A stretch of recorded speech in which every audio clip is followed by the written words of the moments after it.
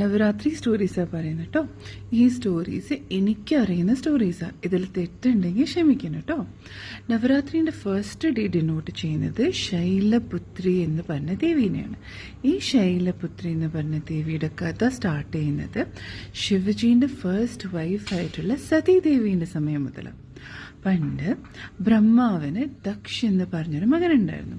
ഈ ദക്ഷ് വലിയൊരു മഹാരാജാവായിരുന്നു. ഭയങ്കര മഹാവിഷ്ണു ഭക്തനായിരുന്നു. പക്ഷേ ഈ ദക്ഷ മഹാരാജാവിന് ശിവജീനെ ഇഷ്ടമുണ്ടായിരുന്നില്ല. കാരണം പണ്ട് ശിവജി ബ്രഹ്മാവിനൊരു ശാപം കൊടുത്തായിരുന്നു. പക്ഷേ ഈ ദക്ഷ മഹാരാജാവിന് ഒരു സുന്ദരിയായിട്ടുള്ള മകളുണ്ടായിരുന്നു, സതീദേവി. ഈ സതീദേവിക്ക് ശിവജീനെ ഭയങ്കര ഇഷ്ടമായിരുന്നു. ശിവജിക്ക് സതീദേവിനെയും ഭയങ്കര ഇഷ്ടമായിരുന്നു. കുടുംബക്കാരെല്ലാവരും ഒപ്പോസിഷൻ, അതായത് കല്യാണം കഴിക്കരുതെന്ന് പറഞ്ഞിട്ടും സതീദേവിയും ശിവജിയും കല്യാണം കഴിച്ചു. അങ്ങനെ ഒരു ദിവസം ദക്ഷ മഹാരാജാവ് ഒരു മഹായജ്ഞം ഓർഗനൈസ് ചെയ്തു. അതിലെല്ലാവരെയും ഇൻവൈറ്റ് ചെയ്തു. പക്ഷേ സതീദേവിനും ശിവജിനും ഇൻവൈറ്റ് ചെയ്തില്ല. അച്ഛൻ ഓർഗനൈസ് ചെയ്ത യജ്ഞമല്ലേ, അതിന് ഇൻവിറ്റേഷൻ്റെ ആവശ്യമില്ല എന്ന് പറഞ്ഞിട്ട് സതീദേവി ഈ യജ്ഞം അറ്റൻഡ് ചെയ്യാൻ ഒരുപാട് വാശി പിടിച്ചു.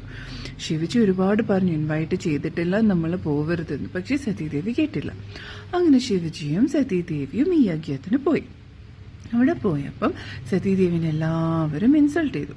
പക്ഷേ ദക്ഷ മഹാരാജാവ് ശിവജീനെയാണ് ഇൻസൾട്ട് ചെയ്തത്. ശിവജീനെ ഇൻസൾട്ട് ചെയ്യുന്നത് കണ്ടിട്ട് സതീദേവിക്ക് സഹിക്കാൻ പറ്റിയിട്ടില്ല. അങ്ങനെ സതീദേവിൻ്റെ ഉള്ളിലുള്ള ഫയർ കൂട്ടിയിട്ട് സ്വന്തം ഭസ്മമായി പോയി. അങ്ങനെ സതീദേവി മരിച്ചെന്നറിഞ്ഞ ശിവജി, അല്ലെങ്കിൽ കണ്ട ശിവജി റിയാലിറ്റിയിൽ നിന്ന് കംപ്ലീറ്റ്ലി ഡിസ്കണക്റ്റഡായി. അങ്ങനെ സതീദേവിൻ്റെ ആത്മാവ് മൗണ്ടൻസിൻ്റെ രാജാവായിട്ടുള്ള ഹിമവാന്റെ മകളായി ജനിച്ചു. അതായത് നമ്മളുടെ പാർവതിമ. ശൈലപുത്രി എന്ന് വെച്ചാൽ മൗണ്ടൻസിൻ്റെ ഡോട്ടർ, അതായത് ഹിമവാന്റെ മകൾ എന്നാണ് ശൈലപുത്രിൻ്റെ മീനിങ്. പാർവതിമ ഒരുപാട് തപസ്സൊക്കെ ചെയ്തിട്ടാണ് ശിവജീൻ്റെ മനസ്സ് വിൻ ചെയ്തത്.